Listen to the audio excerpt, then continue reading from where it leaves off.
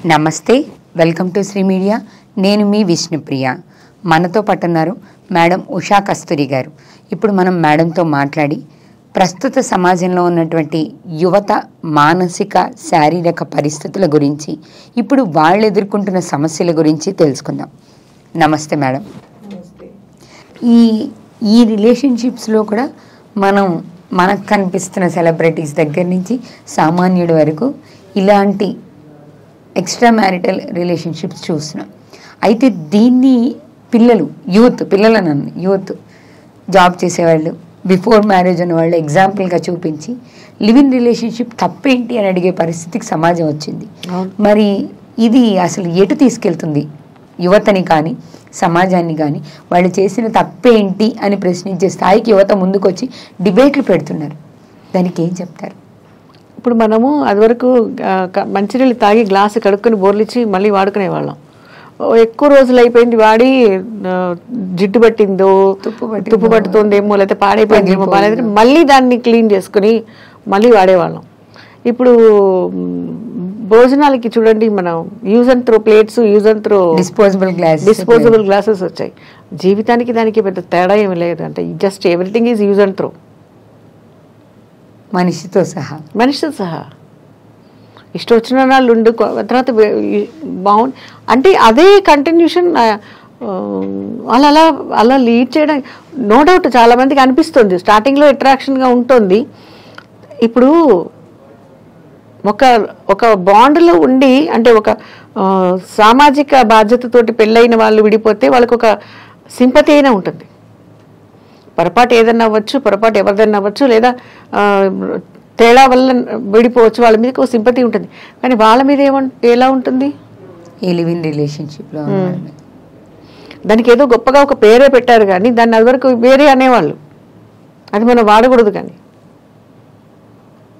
సమాజంలో దాన్ని వేరే అనేవాళ్ళు. దాన్ని ఇప్పుడు అంటే నచ్చకపోతే బయటకు వచ్చేస్తున్నాము అంటూ చాలామంది డిబేట్స్లో అమ్మాయిలు అబ్బాయిలు కూడా మాట్లాడుతున్నారు. ఇది కూడా సరే, బలవంతంగా ఎవరిని భరించక్కర్లేదు, కానీ దీనికి ఉన్న మర్యాద కానీ, దీనికి ఉన్న ఒక సానుభూతి కానీ దానికి ఉండదు కదా. దాని గురించి చాలా అసహ్యంగా మాట్లాడుకుంటారు కదా. కానీ మీరు చేసిన పెళ్ళిళ్ళలో కూడా మేమేం నిలబట్టలేదు కదా, అవి కూడా విడాకుల వరకు దారితీస్తున్నాయి. అలాంటప్పుడు దానికంటే ఇది బెటర్ కదా అని యువత ప్రశ్నిస్తున్నారు. ఏది బెటరు? పెళ్లి చేసుకుని విడాకులు తీసుకోవడం కంటే లివ్ ఇన్ రిలేషన్షిప్లో ఉండి బయటకు వచ్చేసేయడం బెటర్ కదా అనేది యువత ప్రశ్న. అక్కడ కూడా ఏదైనా ఒకటే కదా. ఇప్పుడు ఇది బెటర్, నేను అదే చెప్తాను. దీంట్లో ఒక సానుభూతినే ఉంటుంది. ఇప్పుడు ఎంతమంది ఆడపిల్లలు మగపిల్లలు కూడా కొన్ని క్లచెస్లో ఇరుక్కుపోయి పెళ్ళైన తర్వాత ఏదో ఎక్కడో తేడాలు వచ్చి ఎక్కడో మోసపోయి క్లచెస్లో ఇరిగిపోయి విడిపోయిన వాళ్ళు చాలామంది ఉన్నారు. కానీ ఇది ఎవరి మీదైనా దాన్ని ఏమంటారు, ఒక సానుభూతి ఉంటుంది. అయ్యో పాపం ఇలా అయింది అంటారు. ఇలా అయింది, అమ్మాయికి ఇలా అయింది, లేదా పలానా అబ్బాయి వాళ్ళ ఆవిడ ఇద్దరు విడాకులు తీసుకున్నారు, అయ్యో పాపం అంటారు. దాన్ని ఏమంటారు? కొవ్వెక్కి వెళ్ళారు వచ్చేసారు అంటారు. అంతే కదా, దాన్ని అదే అంటారు అన్నమాట. అది తప్పని వాళ్ళకి ఎందుకు అర్థం కావట్లేదు అంటే తప్పుగా అనిపించట్లా, ఇట్స్ రొటీన్ అనుకుంటున్నారు వాళ్ళు. సమాజంలో ఇది కూడా భాగమే, ఇది ఒక భాగం చేసుకున్నారు వాళ్ళు. అది భాగం కాదు, వాళ్ళు దాన్ని భాగంగా భావిస్తున్నారు. ఎస్, వాళ్ళు దాన్ని ఒక భాగంగా భావిస్తున్నారు అంతే. అందువల్లే అలా దానికి వాళ్ళు ఎక్కువ మొగ్గు చూపిస్తున్నారు అనుకుంటున్నాను నేను. కానీ వీటన్నిటిలో మార్పు రావాలి. ఒకవేళ అసలు వీళ్ళ ఆలోచన విధానం యువతలో కావచ్చు, లేకపోతే వివాహ వ్యవస్థ మీద నమ్మకం కావచ్చు, వివాహం అయిన తర్వాత ఇలాంటివి జరగకుండా ఉండాలి అని అంటే సమాజంలో ఎటువంటి పరిస్థితులు ఉంటే మళ్ళీ మనం మన భారతీయ సాంప్రదాయానికి రాగలుగుతాం? అసలు ముందు సాంప్రదాయాన్ని చిన్నప్పటి నుంచి పాటిస్తూ ఉంటే అంత పెద్దగా తేడా రాదేమో. నో డౌట్ అండి. ఇప్పుడు ఎవరికి ఏంటి వాళ్ళ ఇరుక్కుపోయి ఎవరు, లేదా డేంజర్లో పడిపోయి ఎవరు చేయక్కర్లేదు. ఎవరెవరితోనూ కలిసి ఉండాల్సిన అవసరం లేదు. నువ్వు రిస్క్లో పెట్టేసి రోజు అబ్బాయి తాగి తంద్రాలతోకి అర్ధరాత్రి తెల్లారుజామున ఇంటికి వచ్చే వాడితో ఎవరు ఉండాల్సిన అవసరం లేదు. రెస్పాన్సిబుల్గా అవసరం లేదు, నో డౌట్ అవసరం లేదు. కానీ ఎవరి దారి వాళ్ళు చూసుకుందాం అన్నప్పుడు కష్టం కదా. ఇప్పుడు ఒక బాధ్యత. ఇప్పుడు ఇంట్లో మీ అమ్మ నాన్నతో ఎంత పడుతుంది నీకు? షూర్ పిల్లలందరూ అమ్మ నాన్నలతో ఏదో ఒక రకంగా గొడవ పడుతూనే ఉంటారు. చిన్నప్పటి నుంచి గొడవ పడుతున్నారు. ఎందుకు వెళ్ళిపోవట్లేదు ఇంట్లోంచి? మరి అక్కడ ఎందుకు అడ్జస్ట్ చేసుకుంటున్నారు కదా. బ్లడ్ రిలేషన్, ఇక్కడ బ్లడ్ రిలేషను 20 ఏళ్ళు 25 ఏళ్ళే, అది 100 ఏళ్ళు ఉంటుంది కదా జీవితం. అది 100 ఏళ్ల జీవితం. అది ఇప్పుడు ఒకసారి వెళ్ళిపోయిన తర్వాత, పెళ్లి చేసుకు వెళ్ళిపోయిన తర్వాత వీళ్ళ బాధ్యత ఎక్కువ ఉంటుంది. ఒకళ్ళ మీద ఒకళ్ళకి వీళ్ళ బాధ్యత ఎక్కువ ఉంటుంది. ఇప్పుడు అంటే ఇప్పుడు ఈ ప్రాబ్లం రెండు పక్కలా ఉంది, నేను కాదనట్లేదు, రెండు పక్కలా ఉంది. మోసపోయే అబ్బాయిలు ఉన్నారు, మోసపోయే అమ్మాయిలు ఉన్నారు. ఇప్పుడు వీళ్ళకి మనం మాట్లాడుకునేది లివింగ్ రిలేషన్స్ గురించి. అదేనండి చెప్పాను కదా, వాళ్ళకి ఒక వ్యామోహం, ఆకర్షణ. ఓకే, ఇప్పుడు ఆ కొత్త ట్రెండ్ ఏదో డ్రెస్ వచ్చింది, డ్రెస్ కొనుక్కున్నాం, బాగానే ఉంది, అంటే కొత్తగా బాగానే ఉంది. ఆ తర్వాత అది కంఫర్టబిలిటీలో తేడా అనిపిస్తుంది. ఒక్కోసారి కొన్న బట్టలు కంఫర్టబిలిటీలో తేడా అనిపిస్తాయి, ఒకసారి చూడగానే అట్రాక్షన్ గా అనిపిస్తాయి, వేసుకున్నప్పుడు బాగోవు, మడత పెట్టి వాటిని కబోర్డ్లలో అడుగున పడేయచ్చు.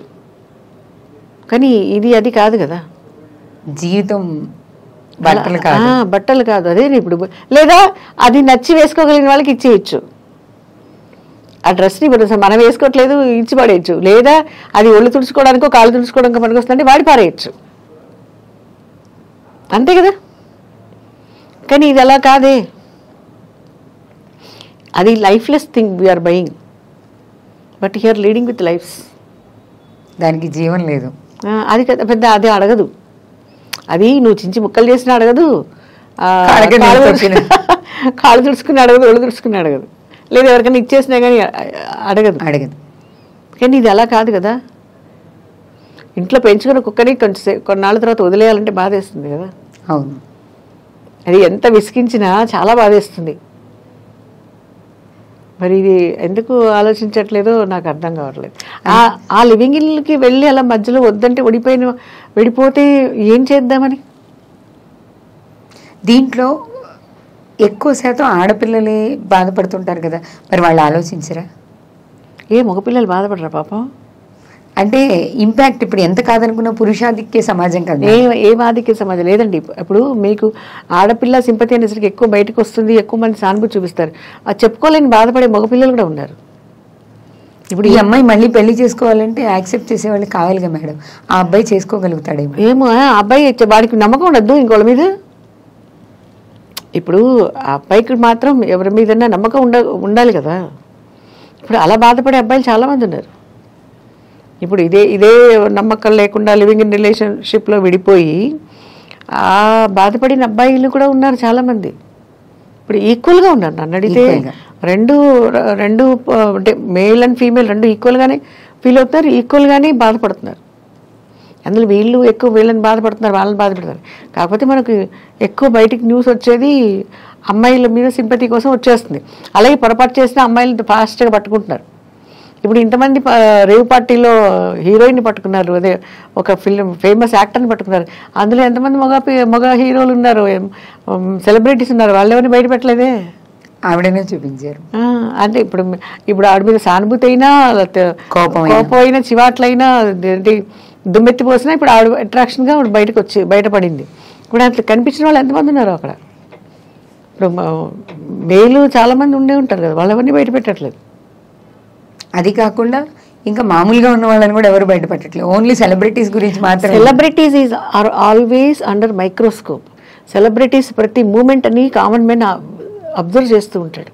వాడు అందుకే ఎవరైనా హీరోయిన్ బాత్రూంలో పడిపోయినా పెద్ద న్యూస్ అయిపోతుంది. అది జారి పడ్డిందన్నా కూడా న్యూస్ అయిపోతుంది.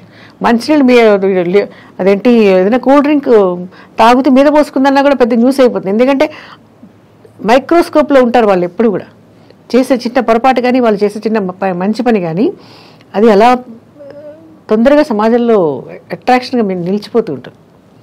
అది మీకు ఒకసారి కపిల్ దేవ్ స్టోరీలో తన బయోగ్రఫీలో రాసుకుంటాడు. Always celebrities are under microscope. Common man అంత తీక్షణంగా చూస్తూ ఉంటాడు. ఇక్కడ వీళ్ళు మంచి చేస్తున్నారా పొరపాటు చేస్తున్నారా దాన్ని ఇమ్మీడియట్లీ దాన్ని ఎక్స్పోజ్ చేస్తూ ఉంటారు వాళ్ళు. కాబట్టి సెలబ్రిటీస్ షుడ్ బీ కేర్ఫుల్. అంటే మేము ఏం చేసినా చెల్లుతుంది అని జీవితాన్ని వదిలేసుకున్న వాళ్ళని ఎవరేం చేయలేరు. ఇప్పుడు బయటకు వచ్చిన వాళ్ళ తర్వాత వాళ్ళ లైఫ్ ఏంటో వాళ్ళే ఆలోచించుకోవాలి, సమాజమే నిర్ణయించాలి. కానీ వాళ్ళని 4 రోజులు న్యూస్ అయ్యి వదిలేస్తారు మేడం. కామన్ మ్యాన్కి చుట్టుపక్కల ఉన్నవాళ్ళు అలాంటి న్యూస్లో బయటకు వస్తే చుట్టుపక్కల ఉన్నవాళ్ళు వాళ్ళని బ్రతకనిస్తారా? మరి కామన్ మ్యాన్ తన లైఫ్ గురించి తను ఆలోచించుకోవద్దా? ఇప్పుడు మనిషికి వాళ్ళ ఇంట్లో ఏమైందన్నా కూడా పక్కింట్లో వాళ్ళకి ఏం సమస్య వచ్చిందని ఎక్కువ అట్రాక్షన్ కదా. ఇప్పుడు మనుషులు ఎందుకు ఎక్కువ మంది డెవలప్ అవ్వట్లేదు అంటే ఎంతసేపు డెవలప్ అయిన వాడి గురించి కడుపు పంట వెళ్ళబోసుకోవడమే సరిపోతుంది. అబ్బా వీడికి ఎక్కువ మార్కులు వచ్చాయి, వీడికి ప్రమోషన్ వచ్చింది, ఈ అమ్మాయికి మంచి ఉద్యోగం వచ్చింది, ఈ అమ్మాయికి జీతం పెరిగింది, ఇలాంటి ఆలోచన బదులు మనం ఏం చేస్తాము, మనం ఎక్కడున్నామో, మనకెందుకు రాలేదని ఆలోచిస్తే ఈ సమస్య ఉండదు కదా. ఎగ్జాక్ట్లీ. ఇది ఆలోచిస్తే ఇప్పుడు ఇది కనుక ఆలోచన ఉంటే మనిషికి ఎట్టి పరిస్థితుల్లోనే ఎవరు వెనక వేయాల్సిన అవసరం లేదు. వాళ్ళ ఫీల్డ్లో వాళ్ళు టాప్లోనే ఉంటారు.